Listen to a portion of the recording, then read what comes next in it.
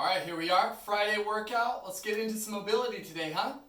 We're gonna work on the quads, hip flexors today, okay? Remember that the quads and hip flexors get super tight and junky from sitting a lot, especially the hip flexor when you're seated will become shortened and tight here, right? That's typically why the hip flexor gets super tight and junky is because we're stuck, right? We're stuck in the seated position. The quads tend to get really tight basically from being overused. What that means is even though you're not exercising a lot you can have imbalances in your legs, meaning your quads do more work than your hamstrings and glutes do. And this is really common. This is something that I see a lot, that people will be tend to be quad dominant in their leg activation as opposed to hamstring and glute dominant, which is why the quads become tight, okay? If they're overused, they're tight, okay? So what we're gonna do is work on the quads and the hip flexors. Now, these things are not gonna be things that you haven't seen before. We'll put a little twist on the stretching movement that we're gonna do today. But basically, you're just gonna need some sort of roller, okay? I have really simple PVC pipe lined roller, which is a little bit more firm. So go ahead and grab your foam roller, whatever you're gonna use. Something a little bit more firm and painful is obviously going to get into the tissue a little bit differently. So there's that. Now the first one is going to be on your stomach. Let's get the roller right in the middle of the thigh, okay? Dead center. When you go in the middle, dead center of the thigh, you're capturing a lot of the different tissues at the same time. So I got rectus femoris, I get vastus lateralis, VMO if I twist a little bit like that. Okay, and that's exactly what we're going to do. So once we get the roller right in the middle of the thigh, we're going to just very slowly begin to twist and turn our hips so that we roll over each of those different quad muscles, okay? 4 of them, right? Hence the term quad. So there's 4 different quad muscles that we get, and we roll over there when you go from side to side like this. You're capturing all of them. Okay, so you're on that first thigh. You're going to do this rolling side to side for about 2 minutes, okay? And then for after you do your 2 minutes of twisting side to side, rolling, you'll do a heel pull like so. So you're flexing the hamstring gently, lengthening the quad, and then you'll straighten the leg back out and you'll contract the quad, straightening and tightening the leg, and then relax. Pull the heel, lengthen the quad, straighten the quad, leg back out, contract, and relax. So do that for a minute. So you did 2 minutes of just the side to side, and then 1 minute contract, relax, straightening the leg and bending the leg as you go along.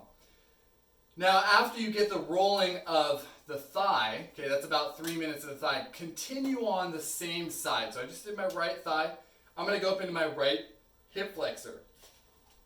So to get into the hip flexor with the roller, it's not going to be quite as tight, or I should say, it's not going to be quite as painful as if you were using a single ball. If you wanted to use a big ball, you can. What I find with the roller in its benefits of getting to the hip flexor is that you can play around with it a little bit more because it's not super painful. It's not as painful. But once you're there, you're going to do this twisting side to side. So again, just like when I was on the thigh, I'm more in a side plank position now. So I'm on my elbow here. But then from there, I'm twisting my body towards the ground, and then I'm twisting my body up across the room, or towards the ceiling more. Now you're going to do that rolling for 2 minutes. So I'm just twisting side to side here. And then from there, you're going to do a heel pull again. So I'm more on my side, and then watch how I pull my heel. Similar to when you were on the thigh. Very gently. Now when you straighten the leg, you'll actually straighten it so much that you're flexing the quad again. This will actually contract the hip flexor as well, and then you relax. Pull the heel, lengthen the tissue, straighten the leg, contract the tissue. Okay? So you're going to do that. It's 2 minutes of just the side to side, and then 1 minute of the contract relax. Okay, very similar, exactly the same as doing the actual thigh itself. You're just moving up. So you're still on that right side. You did your right thigh, then you go into the right hip flexor. Now we're going to stretch that right side. Okay, and remember, pause the video, do your stretches, at your own pace, time yourself, then move along to the next exercise that I'm giving you, okay? Obviously, I'm going through these fairly quickly. I'm not spending the entire amount of time as if I was doing them full duration, full commitment to it. Okay, so now the next one, you're going to have your knee on the ground. Okay, lunge position. So this time we're going to drive really far forward into this lunge. So what I'm going to end up doing, as I said, I'm on my right side, right knee down. We're going to lengthen all of the tissue on my right side now. So I step my left foot forward. I'm driving my hips forward into this low lunge. I'm going to squeeze my right glute now. Okay? That's going to lock my femur into the hip socket a little bit more forcefully so that we get a nice big stretch in the front of the hip here. So I keep this glute locked. I'm going to brace my abs a little bit. Now, this is where it gets really fun.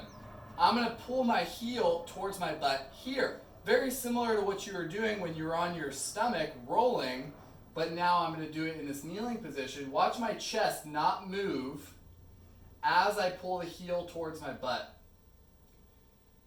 Now, although what is happening here is I'm actually lengthening the tissue on my right side, my right anterior hip, my hamstring is also activating as well, and you can see that as I lift the heel. And there is a risk of cramping here. I see the cramping happen quite a bit. If you end up cramping, slide out of it, stretch the leg really quick, get back into it and do your best, okay?